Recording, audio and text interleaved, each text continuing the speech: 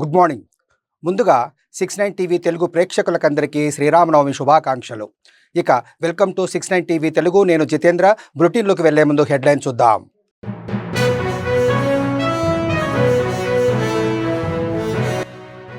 లబ్ధిదారులకు సన్నబియ్యం పంపిణీతో ration మాఫియాకు check పడింది. రేషన్ లబ్ధిదారులతో సహపంక్తి భోజనం చేసిన మంత్రి కోమటిరెడ్డి వెంకటరెడ్డి.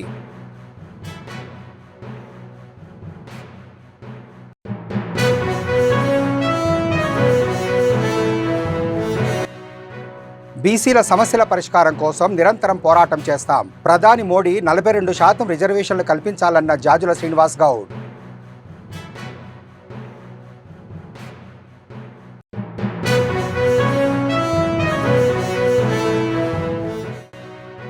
పాఠశాలల్లో తెలుగును రెండో భాషగా తప్పనిసరి చేస్తూ ప్రభుత్వం ఆదేశాలు. సర్కారు నిర్ణయాన్ని వ్యతిరేకిస్తూ ధర్నా చౌక్ వద్ద ఆందోళన చేసిన తల్లిదండ్రులు.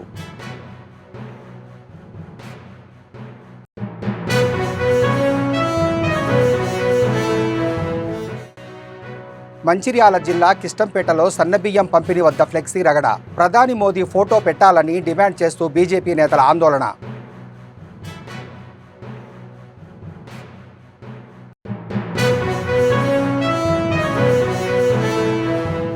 నల్లగొండ జిల్లా నకరేకల్ నియోజకవర్గ పరిధిలోని ఎల్లారెడ్డిగూడెంలో సన్నబియ్యం లబ్ధిదారులతో కలిసి మంత్రి కోమటిరెడ్డి వెంకటరెడ్డి, నకరేకల్ ఎమ్మెల్యే వేముల వీరేశం, ఆర్డీఓ అశోక్ రెడ్డితో కలిసి సహపంక్తి భోజనం చేశారు. తెలంగాణ ప్రభుత్వం రేషన్ కార్డుదారులందరికీ దొడ్డుబియ్యం స్థానంలో సన్నబియ్యం పంపిణీ చేస్తున్నామని మంత్రి కోమటిరెడ్డి తెలిపారు. దొడ్డుబియ్యం చాలామంది తినడం లేదని, అది బ్లాక్ మార్కెట్కు తరలిపోయి రేషన్ మాఫియా ద్వారా తిరిగి రీసైక్లింగ్ జరిగి బహిరంగ మార్కెట్లోకి వస్తుందన్నారు. నిజమైన లబ్ధిదారులకు సన్నబియ్యం పంపిణీతో రేషన్ మాఫియాకు చెక్ పడిందని మంత్రి తెలిపారు.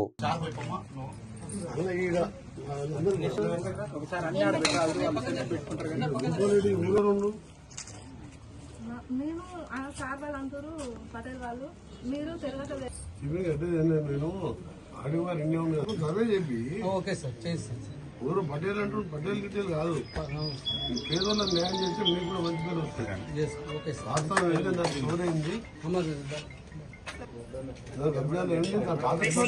మీ దగ్గర జరుగుడు దగ్గర అంటే కోటి రూపాయలు ఎక్కడ ఉంటుంది ఎగ్జాంపుల్.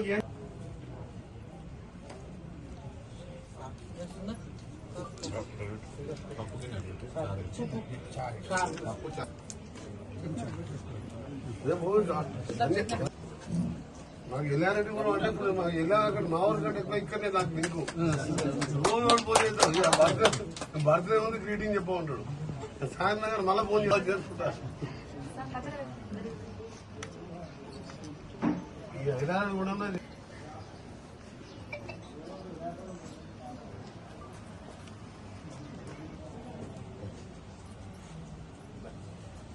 నిజంగానే కింద కూర్చొని తింటే అన్నం తిన్నా. టేబుల్ కానీ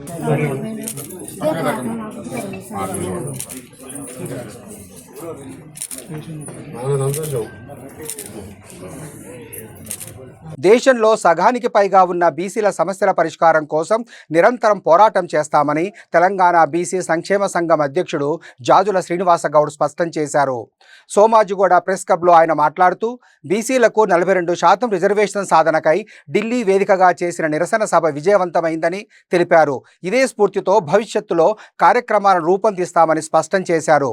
దేశవ్యాప్తంగా ఉన్న బీసీ ప్రజలు, నేతలు పెద్ద ఎత్తున పాల్గొన్నారని అన్నారు. ప్రధాని మోడీ దేశవ్యాప్తంగా బీసీలకు 42% రిజర్వేషన్లు కల్పించాలని డిమాండ్ చేశారు. లేని పక్షంలో జాతీయ స్థాయి ఉద్యమానికి శ్రీకారం చుడతామని హెచ్చరించారు. ఆ బిల్లును ఢిల్లీకి పంపించడమే కాకుండా మొదటిసారిగా ఒక బీసీ ఉద్యమానికి ముఖ్యమంత్రి రేవంత్ రెడ్డి గారు ముఖ్యమంత్రి హోదాలో ఢిల్లీలో జరిగినటువంటి జంతర్ మంతర్ జరిగినటువంటి ఈ బీసీల పోరు గర్జనలో ముఖ్యమంత్రి గౌరవనీయులు రేవంత్ రెడ్డి గారు, పిసిసి అధ్యక్షులు మహేష్ కుమార్ గౌడ్ గారు, అదేవిధంగా మంత్రులు, అదేవిధంగా పార్లమెంట్ సభ్యులు, మొత్తం కాంగ్రెస్ పార్టీ ఇవాళ మా మహాధర్నాకు 100% మద్దతు ఇచ్చి, సంపూర్ణ మద్దతు ఇచ్చి ముఖ్యమంత్రి అందులో పాల్గొనడం జరిగింది. ఇందుకు యావత్తు బీసీ సమాజం తరఫున మా మహాధర్నాకు, పోరుగర్జన మహాధర్నాకు ఇలా విలువైన సమయాన్ని కేటాయించి పాల్గొన్నటువంటి ముఖ్యమంత్రి రేవంత్ రెడ్డి గారికి, పిసిసి అధ్యక్షులు మహేష్ కుమార్ గౌడ్ గారికి, మంత్రులకు, అదేవిధంగా డిఎంకే ఎంపీ కనిమొళి గారికి, ఎన్సిపి ఎంపీ సుప్రియా సూలే గారికి, అదేవిధంగా సమాజ్వాదీ పార్టీ నుంచి మనోజ్ ఝా గారికి, సంజయ్ యాదవ్ గారికి, అదేవిధంగా ఆర్జేడీ పార్టీ నుంచి వచ్చినటువంటి ఎంపీలు, ఇలా ఆర్జేడీ పార్టీ నుంచి కూడా 2 ఎంపీలు వచ్చారు. వారికి కాశ్మీర్ నుంచి మొదలుకుంటే కన్యాకుమారి వరకు పార్లమెంట్ సభ్యులు మా మహాధర్నాలో పాల్గొనడం జరిగింది. ఇది చరిత్ర. రాజకీయ పార్టీలకు అతీతంగా, జెండాలకు అతీతంగా జరిగినటువంటి ఈ సభకు వచ్చినటువంటి ముఖ్యమంత్రి గారి నుంచి మొదలుకొని ఎంపీలు, అదేవిధంగా శాసనసభ్యులు, చైర్మన్లు, అదేవిధంగా వివిధ రాజకీయ పార్టీల ప్రతినిధులు, ఓబీసీ సంఘాల ప్రతినిధులందరికీ మీడియా ద్వారా వారికి పేరు పేరున ప్రత్యేకంగా ధన్యవాదాలు తెలియజేస్తున్నాం, తమ విలువైన సమయాన్ని కేటాయించి వచ్చినందుకు. ఇది రాజకీయ పార్టీల అతీతంగా జరిగినటువంటి సమావేశం కాబట్టి ఈ సమావేశంలో తెలంగాణ రాష్ట్ర వ్యాప్తంగా పాఠశాలల్లో తెలుగును రెండో భాషగా తప్పనిసరి చేస్తూ తెలంగాణ ప్రభుత్వం ఇటీవల జారీ చేసిన ఆదేశాలను పలువురు నిరసిస్తున్నారు. అందులో భాగంగా శాంతియుత సంఘీభావ ప్రదర్శనగా విద్యార్థులు, తల్లిదండ్రులు ధర్నా నిర్వహించారు. తెలంగాణ విద్యాశాఖ ఇటీవలి ఆదేశం పలువురు విద్యార్థులు, తల్లిదండ్రులలో విస్తృత ఆందోళనను రేకెత్తించింది. ఇది వారి విద్యా స్వేచ్ఛను పరిమితం చేస్తుందని, వారి భాషా ప్రాధాన్యతలను విస్మరిస్తుందని విద్యార్థుల తల్లిదండ్రులు ఆవేదన వ్యక్తం చేశారు.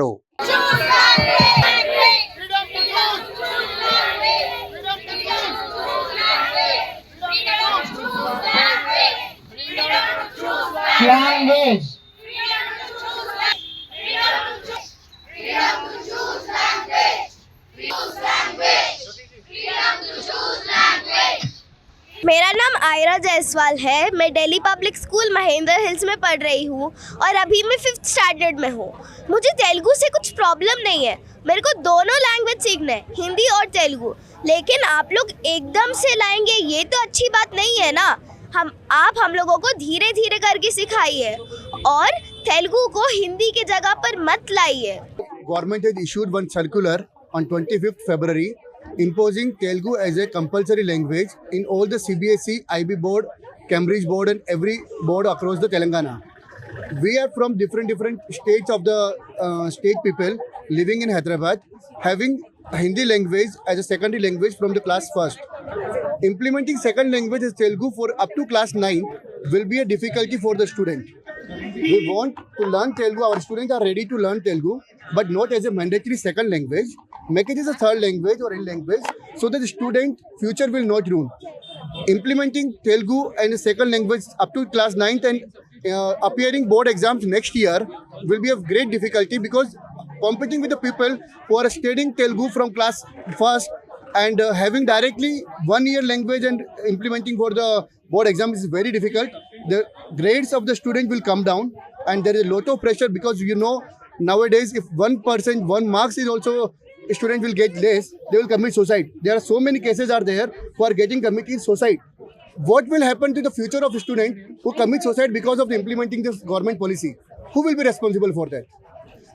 Just imagine a student who secured 95% or 98% marks in all the other subjects and failed in the Telugu subject.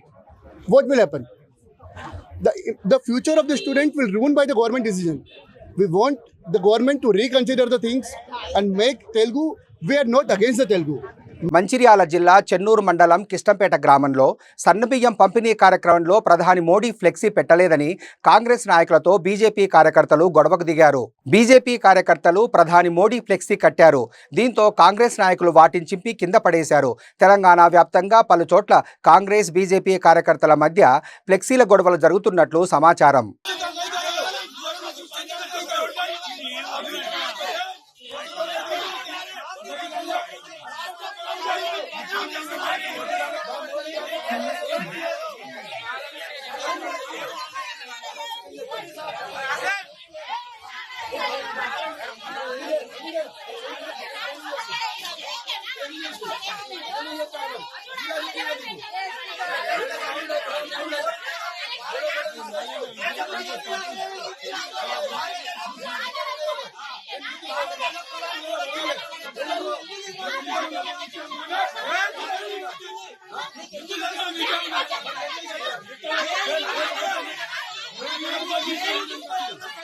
పేద ప్రజలు క్రీడాకారుల డబ్బులను అప్పనంగా నొక్కేసిన వ్యక్తి మాజీ మంత్రి రోజా అని, రోజా అవినీతిపై పూర్తిస్థాయి విచారణ జరుగుతుందన్నారు షాప్ చైర్మన్ రవినాయుడు. రోజాను అరెస్టు చేయడానికి దమ్ము అవసరం లేదని, వారెంటు ఉంటే చాలు రోజమ్మ అని ఎద్దేవా చేశారు. ఆమె శ్రీకృష్ణ జన్మస్థానానికి వెళ్లడం గ్యారంటీ అన్నారు. నిరుపేదల క్రీడాకారులకు చెందిన 119 కోట్లను రోజా దోచేశారని ఆయన ఆరోపించారు. క్రీడాకారుల డబ్బులతో బంగారు నగలు, కార్లు కొన్నారని, ఆమె నోటి పుణ్యమా అని వైసీపీకి 11 సీట్లు వచ్చాయన్నారు. సీఎం చంద్రబాబును ఏకవచనంతో మాట్లాడితే చూస్తూ ఊరుకునేది లేదని రవినాయుడు హెచ్చరించారు. తమిళ ఛానల్ చూస్తావు, మీ నాయకుడేమో కన్నడ ఛానల్ చూస్తారు. ఇక్కడ ఉన్న తెలుగు ఛానల్ చూడండి. మేమేం సంస్కరణలు తీసుకొని వచ్చామో, ఏ పరిశ్రమలు పెట్టామో, ఏ పెట్టుబడులు తీసుకొని వచ్చామో, ఏ కార్యక్రమాలు చేపడుతున్నామో అది తెలుస్తుంది. అది వదిలేసి నువ్వు ఆడ కూర్చొని తమిళ ఛానల్ని, ఆయనేమో వీకెండ్ పొలిటీషియన్, వస్తాడు, తెల్లారితో వస్తాడు, సాయంత్రానికి వెళ్ళిపోతాడు.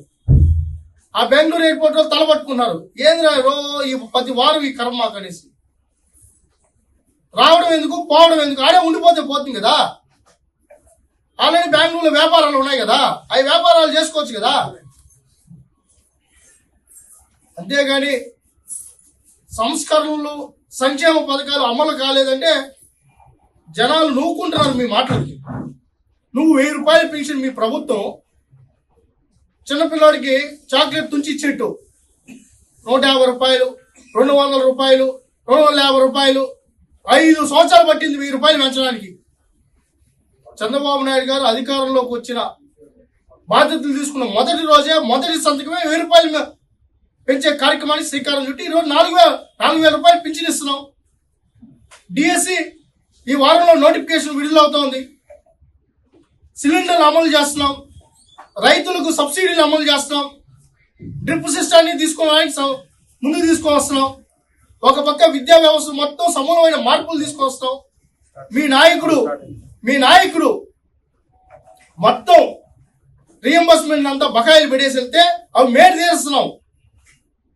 మీ నాయకుడి దెబ్బకి, మీలాంటి వాళ్ళ దెబ్బకి అన్ని పరిశ్రమలు పారిపోతే ఆ పరిశ్రమలు పట్టుకొని వచ్చి మళ్ళీ ఈరోజు శంకుస్థాపనలు చేసి యువతకు ఉపాధి కల్పించే కార్యక్రమాలకు శ్రీకారం చుడతాం. 6,000 వసూలు చేసుకునేందుకు అక్రమ సంబంధం ఉన్న వ్యక్తితో డబ్బులు అప్పు తీసుకున్న మహిళను దారుణంగా హత్య చేసిన వ్యక్తులను వికారాబాద్ జిల్లా పెద్దేములు పోలీసులు పట్టుకొని అరెస్టు చేసి రిమాండ్కు తరలిస్తున్నట్లు వికారాబాద్ జిల్లా ఎస్పీ నారాయణరెడ్డి తెలిపారు. శనివారం తాండూరు డీఎస్పీ కార్యాలయంలో ఎస్పీ కేసుకు సంబంధించిన వివరాలను వెల్లడించారు. ఈ నెల 1వ తేదీన పెద్దేములు మండల కేంద్రానికి సమీపంలో హత్యను త్వరితగతిన విచారణ చేసిన rural CI Nagesh, SI Sridhar Reddy, ఇతర సిబ్బందిని ఎస్పీ అభినందించారు. రామరెడ్డిపల్లి తాండ పరిగి మండలం. సో వీళ్ళ చనిపోయిన మదర్ కూడా వీళ్ళు ముగ్గురు పరిగి లిమిట్స్ లో కన్స్ట్రక్షన్ లేబర్ గా పనిచేస్తూ ఉంటారు, డైలీ వేజ్ లేబర్ గా. సో కాబట్టి వాళ్ళ మీద ఇతను డౌట్ కూడా ఎక్స్ప్రెస్ చేయడం జరిగింది. ఎక్స్ప్రెస్ చేసిన తర్వాత దాని విధంగా మాకు ఉన్న ఇన్ఫర్మేషన్ తో టెక్నికల్ డేటా కూడా మేము ఈ టవర్ టెక్నికల్ డేటా కూడా చూసి ప్లస్ సీసీటీవీ డేటా ఇవంతా చూసిన తర్వాత ఒక నిర్ధారణకు వచ్చి వీళ్ళిద్దరిని మేము అప్రైంట్ చేయడం జరిగింది. సో అప్రైంట్ చేసిన తర్వాత వీళ్ళు వాలంటరీగా కన్ఫెస్ చేశారు ఇది ఎట్లా చేశారు ఏంటి అని చెప్పేసి. సో మనం డీటెయిల్స్ వెళ్తే ఈ అనిత వచ్చేసి ఇక్కడ A1, అనిత A2 ఉన్నారు. ఈమెకు చనిపోయిన వ్యక్తి యశోద ఎవరైతే ఉన్నారో డిసీజ్, ఆమె ఒక 6,000 రూపీస్ హ్యాండ్ లోన్ తీసుకున్నారు. హ్యాండ్ లోన్ తీసుకొని చాలా సార్లు ఈ A2 అడిగినప్పటికీ కూడా అనిత ఇవ్వలేదు. ఆమె డిసీజ్డ్ ఇవ్వకపోతే ఈమె ఇవ్వకపోవడమే కాకుండా ఈ డిసీజ్డ్ తను ఏదో థ్రెటన్ చేసినట్టు కూడా మాట్లాడినట్టు ఈమె చెప్తున్నారు. సో ఈ A2 వచ్చేసి A1 మనకు గొల్లా గోపాల్ వీళ్ళిద్దరికి ఒక ఎక్స్ట్రా మ్యారిటల్ అఫైర్ ఉంది. సో వీళ్ళిద్దరూ A2 వచ్చేసి A1 మీరు ఎటువంటి పరిస్థితిలో ఆమె యశోదాన్ని మనము చంపేయాలి, ఆమె తీసుకున్న పైసలు ఇవ్వట్లేదు అని చెప్పడం జరిగింది. తాను ఒప్పుకున్నాడు. బట్ నువ్వు ఉంటేనే మీరు అనిత ఉంటేనే చేస్తానని చెప్పేసి అతను ఒప్పుకోవడం జరిగింది. తర్వాత వీళ్ళు ఒక ప్లాన్ హ్యాచ్ చేస్తారు. ఏప్రిల్ 1వ తేదీన ఈవినింగ్ అరౌండ్ ఆమెకు ఈ యశోద మృతురాలికి కాల్ చేస్తారు. ఇట్లా అనిత డబ్బు విషయం మాట్లాడతాము, మీరు పనికి బస్ స్టాండ్కి వచ్చేయండి అంటే అనుకున్నట్లు ఆమె వస్తుంది. వచ్చిన తర్వాత ముగ్గురు కూడా తన బైక్ మీద, బోలా గోపాల్ బైక్ మీద, 2 వీలర్ మీద కూర్చొని వాళ్ళు టువర్డ్స్ వికారాబాద్ వైపు వస్తారు. వికారాబాద్ వైపు వచ్చిన తర్వాత వికారాబాద్ అవుట్స్కట్స్ లో ఒక వైన్ షాప్ దగ్గర వాళ్ళు మద్యం సేవించడం జరుగుతుంది ముగ్గురు కలిపి. తర్వాత వాళ్ళు టువర్డ్స్ దారూర్ వస్తారు.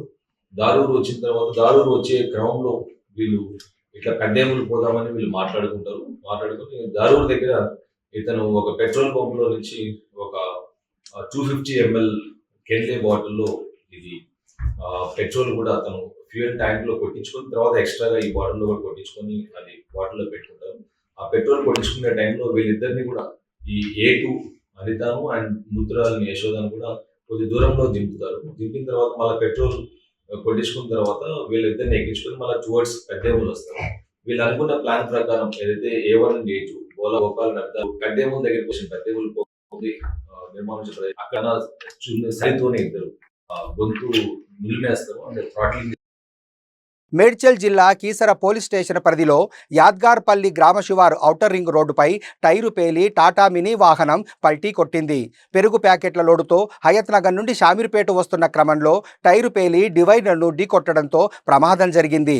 డ్రైవర్ మహేష్, వాహనంలో ఉన్న మరో వ్యక్తికి తీవ్ర గాయాలయ్యాయి. రోడ్డుపై చెల్లాచెదురుగా పడిపోయిన పెరుగు ప్యాకెట్ల కోసం వాహనదారులు ఎగబడ్డారు. సమాచారం అందుకున్న కీసర పోలీసులు గాయాలైన ఇద్దరిని ప్రభుత్వ ఆసుపత్రికి తరలించారు.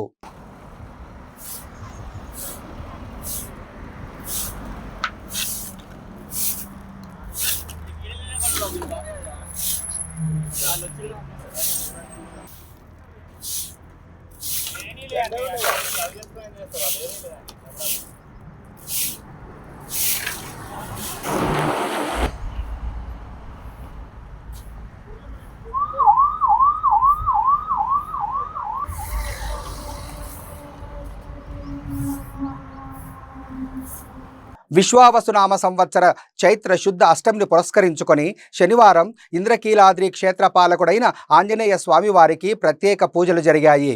ఉదయం 6 గంటల నుండి శ్రీ అమ్మవారి ప్రధాన ఆలయ ప్రాంగణంలో కొలువయ్యున్న స్థిత క్షేత్రపాలక శ్రీ ఆంజనేయ స్వామికి, ఘాట్ రోడ్లో గల ఉపాలయంలో కొలువైన స్వామికి, శ్రీ అమ్మవారి పాతమెట్ల వద్ద గల ఆలయంలో కొలువైన స్వామికి అభిషేకాలు నిర్వహించడం జరిగింది. అనంతరం నాగవల్లి దళార్చన వైభవంగా జరిగింది. విశేష సంఖ్యలో భక్తులు పాల్గొని ఆంజనేయ స్వామిని దర్శించుకున్నారు.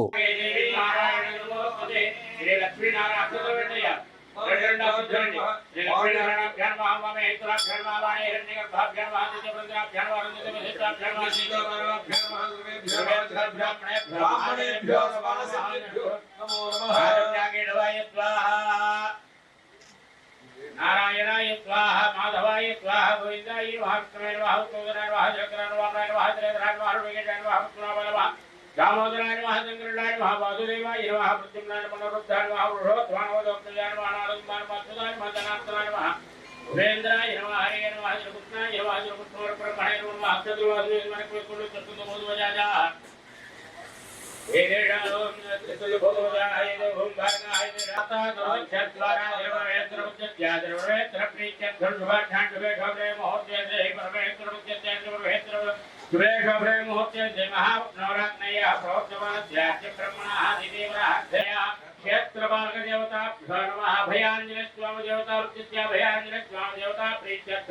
वर्षे वर्षे प्रयुक्त वर्षे वर्षे प्रयुक्त वसंत नवरात्रोत्सवाक्षे सप्तम दिवसे प्रातःकाल यथाशक्ति आगमनजलाचरं गणि पुष्पवान् प्रजावान् भगवान् भवते सुदसेनाय च अथ अभयष्टाभिषभोस्तानमूर्ते सुधात्रायणाय यज्ञे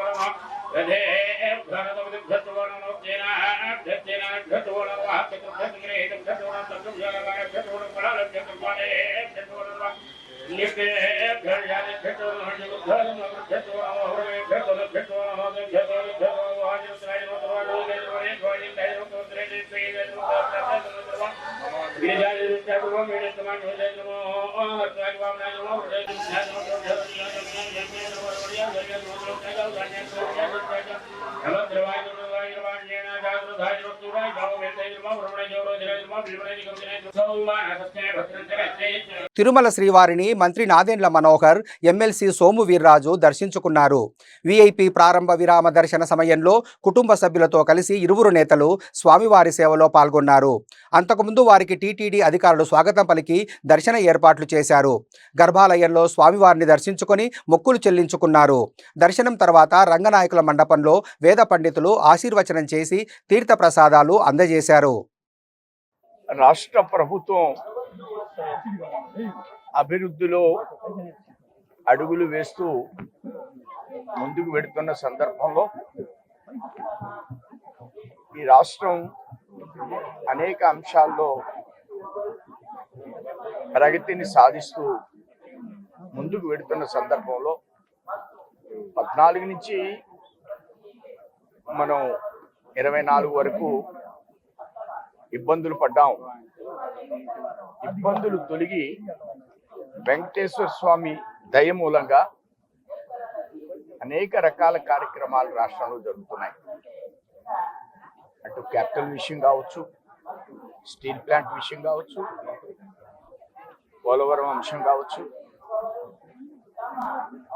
దేనిది అనేది కాకుండా గ్రామ స్థాయి దాకా పవన్ కళ్యాణ్ గారు, బిజ్జిలో సీఎం గారు అబ్బాయి, అలానే ఈ వయసులో కూడా వారు ముఖ్యమంత్రి గారు నిరంతర పర్యటన, వారు ఆరోగ్యాన్ని, ప్రభుత్వంలో ఉన్నటువంటి పెద్దల ఆరోగ్యాన్ని కాపాడి అభివృద్ధిలో ముందుకు వెళ్ళేలా వెంకటేశ్వర స్వామిని ఆశీర్వదించమని నేను ఈరోజు వారికి అభ్యర్థించడం జరిగింది.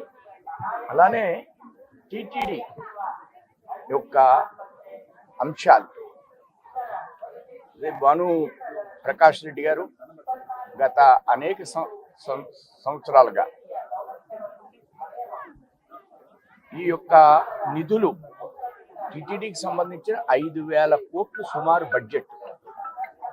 ఈ బడ్జెట్ని ధర్మానికి ఎక్కువ నిధులు కేటాయిస్తూ ధర్మం వైపే నిధులు ఉండాలి అనే దానిలో వారు అనాదిగా మా యొక్క స్టాండ్, మా పాలసీ, మా ఫిలాసఫీ, మేము అధికారంలో ఉన్నామా అధికారంలో లేమా అనే ఆలోచన కంటే ధర్మబద్ధంగా ఈ నిధులు ఖర్చు చేయాలి అనే సంకల్పంతో వారు ముందుకు పెడుతున్నారు.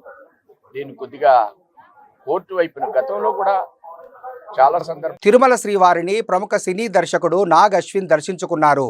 వేకువజామున ఆయన కుటుంబ సభ్యులతో కలిసి శ్రీవారి సుప్రభాత సేవలో పాల్గొన్నారు. టీటీడీ అధికారులు ఆయనకు స్వాగతం పలికి దర్శన ఏర్పాట్లు చేశారు. దర్శన అనంతరం నాగ్ అశ్విన్కు ఆలయ అధికారులు స్వామివారి తీర్థ ప్రసాదాలను అందజేశారు.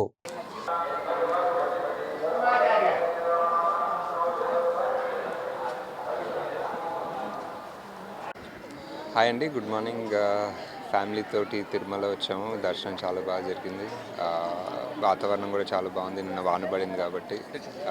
సో అంతే అండి. జస్ట్ అందరికీ, మాకు, ఫిల్మ్ ఇండస్ట్రీకి, జనరల్కి అందరికీ మంచి రోజులు ఉండాలని కోరుకున్నా అంతే. బులెటిన్ ముగించే ముందు హెడ్లైన్స్ మరోసారి.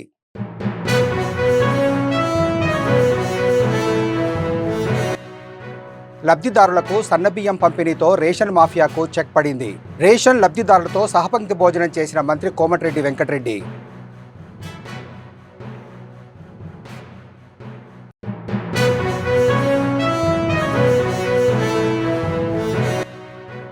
బీసీల సమస్యల పరిష్కారం కోసం నిరంతరం పోరాటం చేస్తాం. ప్రధాని మోడీ 42% రిజర్వేషన్లు కల్పించాలన్న జాజుల శ్రీనివాస్ గౌడ్.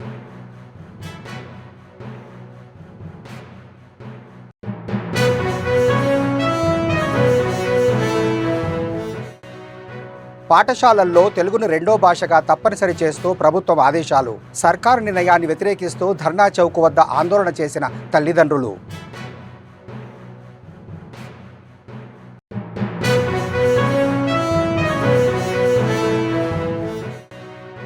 మంచిర్యాల జిల్లా కిష్టంపేటలో సన్నబియ్యం పంపిణీ వద్ద ఫ్లెక్సీ రగడ. ప్రధాని మోదీ ఫోటో పెట్టాలని డిమాండ్ చేస్తూ బీజేపీ నేతల ఆందోళన.